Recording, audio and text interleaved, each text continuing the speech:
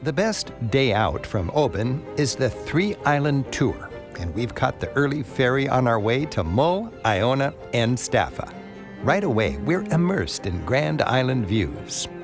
Be on deck to make the most of the experience. After an hour, you approach the Isle of Mull. Everything is coordinated, and a bus is standing by, ready to take us across the island. Enjoying the drive, you're struck by the pristine scenery, the sparse population, and how Mull feels hardly touched by civilization. On the far west of Mull, another ferry makes the short crossing to the Isle of Iona. Iona is tiny, but with a big history. It's just one village, 3 miles long, 150 people, almost no cars. It's famous as the birthplace of Christianity in Scotland.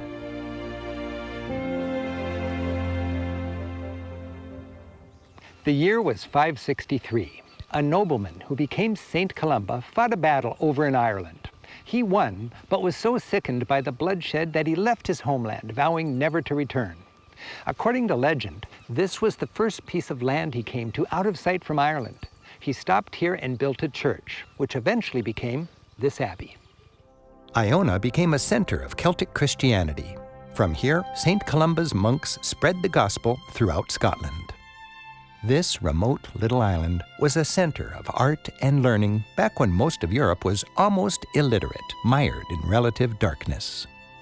The exquisitely illustrated Book of Kells, this is a copy on display in Dublin, is perhaps the finest piece of art from Europe's early Middle Ages. Monks wrote it here on Iona in the 8th century.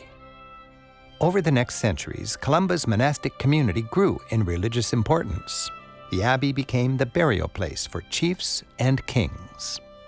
According to legend, dozens of ancient kings, Scottish, Irish, and even Scandinavian, rest here. After many generations, in about the year 800, Viking raiders were terrorizing coastal communities all across Western Europe, including Iona. After one terrible massacre, 68 monks were killed right here on this beach. The survivors packed up their treasures, including the precious Book of Kells, and returned to Ireland. Today, a thoughtful calm pervades Scotland's holiest of islands. After centuries of pillaging, little remains of the original abbey. But if you're interested in tranquility and a bit of meditative peace, Iona is a fine place for a break from your busy itinerary. Next, a fast boat takes us to our third island of the day, Staffa, famous for its bird life and striking volcanic rock formations. Our captain gives us a dramatic sneak preview of the fabled Fingal's Cave. He then drops us off for time to explore. Walking across the uninhabited island, we head for the hidden nests of a colony of Atlantic puffins. We wait patiently and quietly, observing hard-working adults bringing home a fishy breakfast for their chicks.